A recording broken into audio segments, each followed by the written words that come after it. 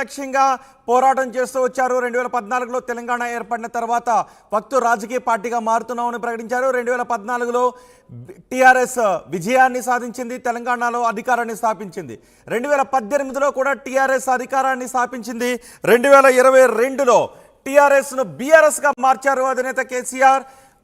భారత రాష్ట్ర సమితిగా మార్చారు. ఎందుకంటే నేషనల్ పార్టీగా అవతరించాలి, దేశ రాజకీయాల్లో చక్రం తిప్పాలి అనే ఉద్దేశంతో టీఆర్ఎస్ను బీఆర్ఎస్గా మార్చారు. అప్పటి నుంచి టీఆర్ఎస్ నేతల్లో కొంత అసంతృప్తి ఉంది. బీఆర్ఎస్గా మార్చిన దగ్గర నుంచి కలిసి రావడం లేదు అని బీఆర్ఎస్ నేతలు అనుకుంటూ ఉన్నారు. టీఆర్ఎస్ను బీఆర్ఎస్గా మార్చడంపై కొంత సెంటిమెంట్ కూడా దెబ్బతింది. టీఆర్ఎస్ అనే పేరుతో ఒక భావోద్వేగం ముడిపడి ఉంది, ఒక ఉద్యమం గుర్తొస్తూ ఉంటుంది. కానీ బీఆర్ఎస్గా మార్చిన తర్వాత పార్టీకి ప్రతికూల ఫలితాలు వస్తూ ఉన్నాయి అంటూ టీఆర్ఎస్ నేతలు అభిప్రాయపడుతూ వస్తున్నారు. అందులో భాగంగానే బలంగా ఉంది అనుకున్న టీఆర్ఎస్ 2023 ఎన్నికల్లో బలహీనపడుతూ కేవలం 39 స్థానాలకే పరిమితం కావడంతో మళ్ళీ ఈ వాదన తెరపైకి వచ్చింది. బీఆర్ఎస్ను తిరిగి టీఆర్ఎస్గా మార్చాలి అని బీఆర్ఎస్లో ఉన్న నేతలు డిమాండ్ చేస్తున్నారు. దీనిపై ఇప్పుడు కేసీఆర్ ఆలోచిస్తున్నట్టుగా తెలుస్తోంది.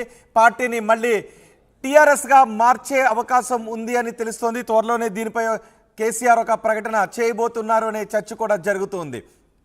బీఆర్ఎస్ పేరు మార్పుకు కేసీఆర్ ఆల్రెడీ నిర్ణయం తీసుకున్నారు.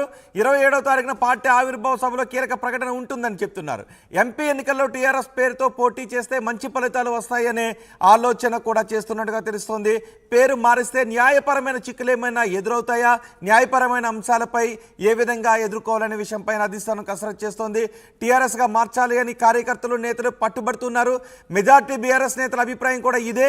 ఎప్పటి నుంచో ఓపెన్గానే మాజీ మంత్రి ఎర్రబెల్లి దయాకర్ కూడా చెప్తున్నారు, బీఆర్ఎస్గా మార్చాక చాలా నష్టం జరిగింది అనే అభిప్రాయం, ప్రజలకు పార్టీ దూరం అవుతుంది అనే అభిప్రాయాన్ని ఆయన వ్యక్తం చేస్తున్నారు. ఒకసారి ఎర్రబెల్లి దయాకర్ బీఆర్ఎస్ గురించి ఏమన్నారో చూద్దాం. ప్రజల కోసం మహారాష్ట్ర 10 రోజులు పోలీసులు కొట్టి జైలు తోలేరు, అనంతపూర్లో జైలు తోలేరు, వరంగల్లో జక్రుద్దీన్ ల్యాండ్ మీద తోలేరు.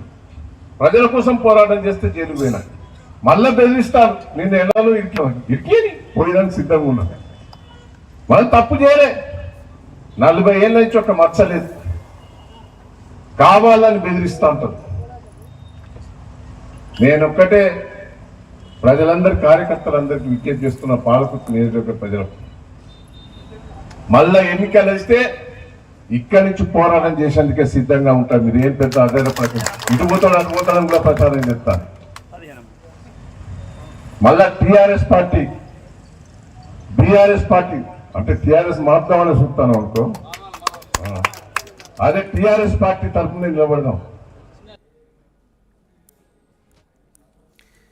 బీఆర్ఎస్ని టీఆర్ఎస్గా మార్చాలి అని నేతల నుంచి, టీఆర్ఎస్ క్యాడర్ నుంచి కూడా ఒత్తిడి వస్తుంది. దీన్ని సానుకూలంగా కేసీఆర్ పరిశీలిస్తున్నట్టుగా తెలుస్తోంది. త్వరలోనే దీనిపై ఒక ప్రకటన చేసే అవకాశం ఉందని కూడా తెలుస్తుంది. మా ప్రతినిధి మధుతో మాట్లాడదాం.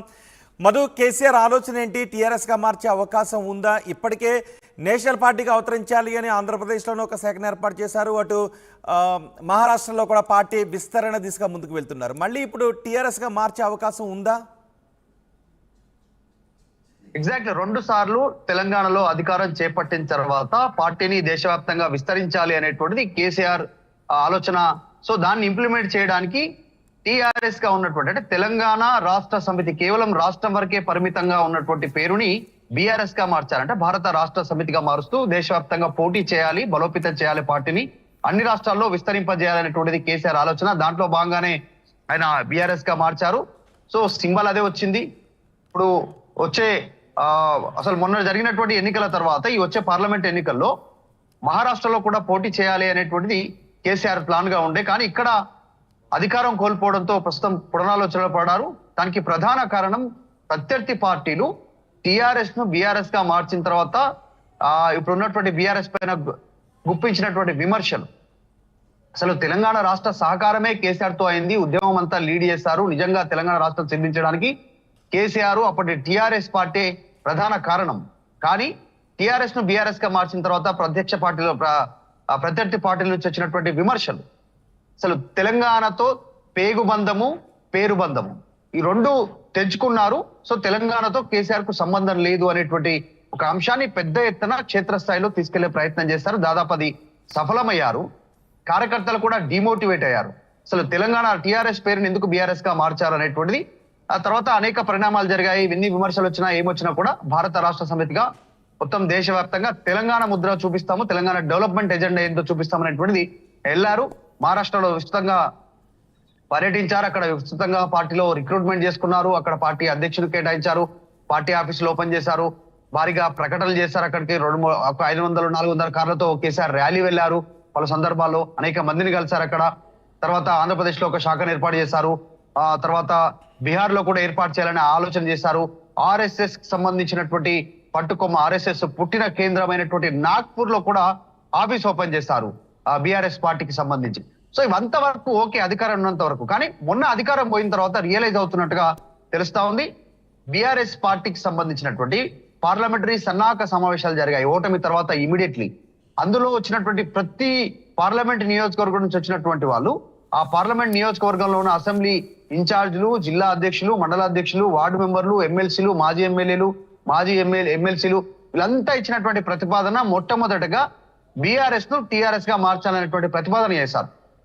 అప్పుడే పార్టీ గురించి భారీగా పార్టీ మార్పు మేర పైన చర్చ జరిగింది. తర్వాత కొంచెం స్తబ్దుగా ఉన్నారు. కేసీఆర్ కి జరిగినటువంటి ఇన్సిడెంట్ తర్వాత ఆయన రికవరీ కావడం, రీసెంట్ గా పొలిటికల్ గా యాక్టివ్ కావడం, మళ్ళీ టీఆర్ఎస్ గా మార్చే ప్రయత్నాలు కొనసాగుతున్నాయి. లీగల్ గా దానికి సంబంధించిన అంశాలపైన దృష్టి పెట్టారనేటువంటిది చర్చ జరుగుతా ఉంది. నిజంగానే టీఆర్ఎస్ ఉన్నంత వరకు విజయం పరంపర కొనసాగింది. బీఆర్ఎస్ గా మారిన తర్వాత పరాజయం వచ్చింది. ఎక్కడ కూడా ప్రభావం లేదు. పార్టీ పూర్తిగా అస్థిరపడిపోయేటువంటి సిచ్యువేషన్ లోకి వచ్చింది. దీన్ని రీగెయిన్ చేయాలంటే మళ్ళీ టీఆర్ఎస్ గా ఉండాలి. సో లోకలైజ్డ్ గా ఉండాలి. ఇక్కడ ఫ్లేవర్ పోయింది, లోకల్ ఫ్లేవర్ పోయింది, మళ్ళీ లోకల్ ఫ్లేవర్ తీసుకోవాలనేటువంటి ఆలోచన ఉంది. దీనిపైన చర్చ జరుగుతా ఉంది. చాలా రోజుల నుంచి బీఆర్ఎస్ ను టీఆర్ఎస్ గా మారుస్తాననేటువంటిది మనం గతంలో చూసాం రోహిత్. తెలంగాణ ఉద్యమ సమయం నుంచి కూడా కేసీఆర్ ఒక ఫీలర్ వదులుతారు ఫస్ట్ ఆయన నిర్ణయం తీసుకునే ముందు. అది జనాల్లో ఎట్లా కనెక్ట్ అవుతుంది, ఎట్లా రిసీవ్ చేసుకుంటున్నారు తెలిసిన తర్వాత దాన్ని ఇంప్లిమెంట్ చేస్తారు. సో ఇప్పుడు కూడా అదే జరుగుతుంది అనేటువంటి చర్చ అయితే ఉంది. ఎర్రబలి దయాకర్ మాట్లాడినటువంటి మాటలు పార్టీలో అంతర్గతంగా జరుగుతున్నటువంటి చర్చ.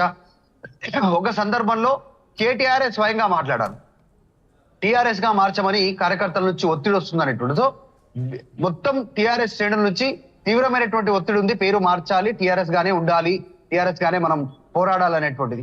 సో దీనిపైన ప్రస్తుతం అయితే చర్చ జరుగుతా ఉంది. ఈ వచ్చే అన్ని అనుకూలంగా జరిగితే కేసీఆర్ వచ్చే 27వ తారీఖు పార్టీ ఆవిర్భావ దినోత్సవం రోజునే ప్రకటన చేసే అవకాశం ఉంది. అది పార్లమెంట్ ఎన్నికల్లో ప్రభావం చూపే అవకాశం ఉంది అనేటువంటిది పార్టీలో చర్చ అయితే కొనసాగుతా ఉంది చాలా రోజుల నుంచి. రైట్ మధు, బీఆర్ఎస్ పేరు మార్పుకు కేసీఆర్ సిద్ధమైనట్టుగా తెలుస్తోంది. బీఆర్ఎస్ ను మళ్ళీ టీఆర్ఎస్ గా మార్చే ఆలోచన చేస్తున్నారు. ఏప్రిల్ 27న పార్టీ ఆవిర్భావ సభలో కేసీఆర్ కీలక ప్రకటన చేసే అవకాశం ఉంది అని తెలుస్తోంది.